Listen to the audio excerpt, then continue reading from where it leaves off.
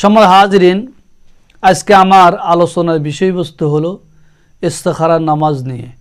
ইস্তেখারার নামাজ কেন পড়তে হয়, আর ইস্তেখারার নামাজ বিশ্বনবী মুহাম্মদ রাসূলুল্লাহ সাল্লাল্লাহু আলাইহি ওয়াসাল্লাম সাহাবীদেরকে কেন শিক্ষা দিয়েছেন, কিভাবে শিক্ষা দিয়েছেন। তাহলে অবশ্যই বিশ্বনবী যখন এই নামাজটা সাহাবায়ে কেরামদেরকে শিক্ষা দিয়েছেন, অবশ্যই নামাজ খুবই গুরুত্বপূর্ণ। এই নামাজটা আমরা কীভাবে আদায় করব, আবার কেন আদায় করতে হয়। সময় হাজিরিন, মানুষের জীবনে মানুষ অনেক সমস্যায় পড়ে, অনেক সমস্যার সম্মুখীন হয়, বিপদ মুসিবতের সম্মুখীন হয়। ভালো মন্দ জানার জন্য দরকার। মানুষের জীবনে হয়তো তার পরিবারের মধ্যে স্ত্রী অসুস্থ, সন্তান অসুস্থ, বাবা অসুস্থ, হয়তো মামলা মোকদ্দমা জর্জরিত। এই সমস্ত বিপদ মুসিবত থেকে উদ্ধার হওয়ার জন্য এবং কার কাছে সাহায্য চাইতে হবে? আল্লাহর কাছে। আর সাহায্য কীভাবে চাইতে হবে? অথচ দুনিয়ার কোনো মাকলুক, দুনিয়ার কোনো মানুষ আপনার এইগুলোর সমাধান দিতে পারবে না। তো সাহাবায়ে কেরাম রাদিয়াল্লাহু তাআলা আজমাইন বিপদে পড়ছেন, মুসিবতে পড়ছেন, বিভিন্ন সমস্যায় জর্জর হয়েছেন। তো বিশ্বনবী মুহাম্মদ রাসূলুল্লাহ সাল্লাল্লাহু আলাইহি ওয়াসাল্লাম সাহাবীদেরকে সেই বিপদ আর মুসিবতে মুক্তির জন্য সেই পদ্ধতি শিক্ষা দিয়েছেন। সেই পদ্ধতিরও ইস্তেখারার নামাজ পড়া। এই ইস্তেখারার নামাজ পড়ে যদি কেউ রাত্রে ঘুমায়, আর ঘুমাইয়ের পরে যখন স্বপ্নে ওই ভালো মন্দ দেখবে, তার সঠিক এবং যে বিষয়টা আল্লাহ তাআলা অবশ্যই তাকে জানিয়ে দিবেন। এই জন্য ইস্তেখারার নামাজ পড়তে হয়। তো এই নামাজগুলো আমরা কীভাবে আদায় করব? রাসূল করিম সাল্লাল্লাহু আলাইহি ওয়াসাল্লাম ইরশাদ করেন যে ইস্তেখারা করা অতি উত্তম এবং সৌভাগ্যের বিষয়, খুব উত্তম এবং সৌভাগ্যের বিষয়। তিনি সাহাবীগণকে ইস্তেখারার নামাজের নিয়ম শিক্ষা দিয়েছেন।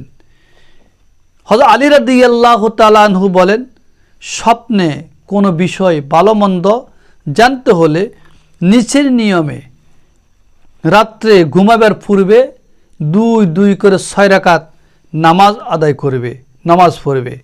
প্রথম রাকাতে সূরা ফাতিহার পর সূরা আশ-শামস, দ্বিতীয় রাকাতে সূরা ফাতিহার পর সূরা ওয়াল-লাইল, তৃতীয় রাকাতে সূরা ফাতিহার পর সূরা আদ-দুহা, চতুর্থ রাকাতে সূরা ফাতিহার পর সূরা ইনশিরাহ 7 বার, পঞ্চম রাকাতে সূরা ফাতিহার পর সূরা 3 7 বার, ষষ্ঠ রাকাতে সূরা ফাতিহার পর সূরা কদর 7 বার।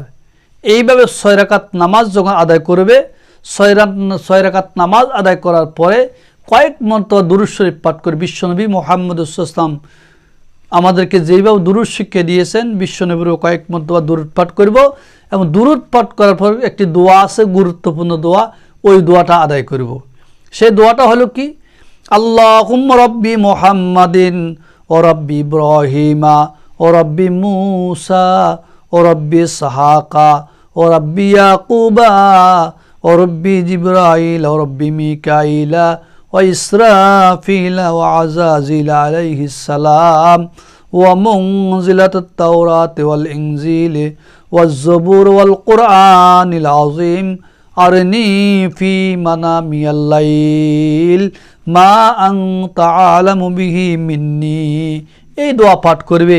এই দোয়ার অর্থ হলো, হে আল্লাহ, হযরত মুহাম্মদ সাল্লাল্লাহু আলাইহি ওয়াসাল্লাম, হযরত ইব্রাহিম আলাইহিস সালাতু ওয়াসসালাম, হযরত মূসা আলাইহিস সালাতু ওয়াসসালাম, হযরত ইসহাক আলাইহিস সালাতু ওয়াসসালাম, হযরত ইয়াকুব আলাইহিস সালাতু ওয়াসসালাম, হযরতে জিবরাইল আলাইহিস সালাতু ওয়াসসালাম, হযরত মিকাইল আলাইহিস সালাতু ওয়াসসালাম, হযরত আজরাইল আলাইহিস সালাতু ওয়াসসালাম, হযরত ইসরাফিল আলাইহিস সালাতু ওয়াসসালাম এর রব এবং তাওরাত, ইনজিল এবং জবুর, কোরআনের রব। তুমি রাত্রে ঘুমান্ত অবস্থায় কোরআন অবতীর্ণকারী আল্লাহ, তুমি রাতে ঘুমান্ত অবস্থায় যা তুমি আমার হতে অধিকতর ভালো, বা তুমি তো আমার থেকে অধিক জ্ঞানী, সর্বদিকে গুণান্বিত, তুমি আমাকে অবগত করিয়ে দাও। অর্থাৎ আমি যে বিপদ মুসিবতে পড়লাম, আমার মনে আশা আকাঙ্ক্ষা যেটা আমি চাই, সেই জিনিসটা তুমি আমাকে জানিয়ে দাও, অবশ্য আমি উপকৃত হব। এইভাবে 6 রাকাত ইস্তেখারার নামাজ পড়ে যখন মহান রবের কাছে আমরা কাকুতু মিনতি করে এইবার দোয়া করব হাত তোলে, দুরূদ পড়ব, দোয়া করে দোয়া করব হাত তোলে, তখন অবশ্যই আল্লাহ রাব্বুল আলামিন আমাদের এই বিষয়গুলো আমাদেরকে অবশ্যই জানিয়ে দিবেন সেই স্বপ্ন জগতের মধ্যে। সময় হাজিরিন, এটা হলো বিশ্বনবী মুহাম্মদ রাসূলুল্লাহ সাল্লাল্লাহু আলাইহি ওয়াসাল্লামের উত্তম তরিকা। আল্লাহ নবী মুহাম্মদ রাসূলুল্লাহ সাল্লাল্লাহু আলাইহি ওয়াসাল্লামের সাহাবী এবং মুসলমান যারা সাহাবাইকার আছেন এবং অর্থাৎ পরবর্তী জেনারেশন যারা আমরা, আমাদের জন্য বিশ্বনবী এই কাজগুলো শিখিয়ে দিয়েছেন। এই জন্য ইস্তেখার নামাজ পড়া রাসূলুল্লাহ সুন্নাহ, রাসূলের সুন্নত, রাসূল নিজে পড়েছেন, সাহাবীদেরকে শিক্ষা দিয়েছেন। তো অবশ্যই আমরা নিজেরাও পড়ব, আমাদের পরবর্তী জেনারেশন যারা আসবে তাদেরকে আমরা শিক্ষা দিব। তো ইস্তেখার নামাজ মানে কীভাবে পড়তে হয় অবশ্যই আমি তার নিয়মগুলো জানিয়ে দিলাম। আল্লাহ পাক আমাদেরকে এইভাবে ইশরাকের নামাজ পড়া, তারপরে স্বাস্থ্যের নামাজ পড়া, এই সমস্ত নামাজগুলো পড়ার তৌফিক আল্লাহ পাক আমাদেরকে দান করেন।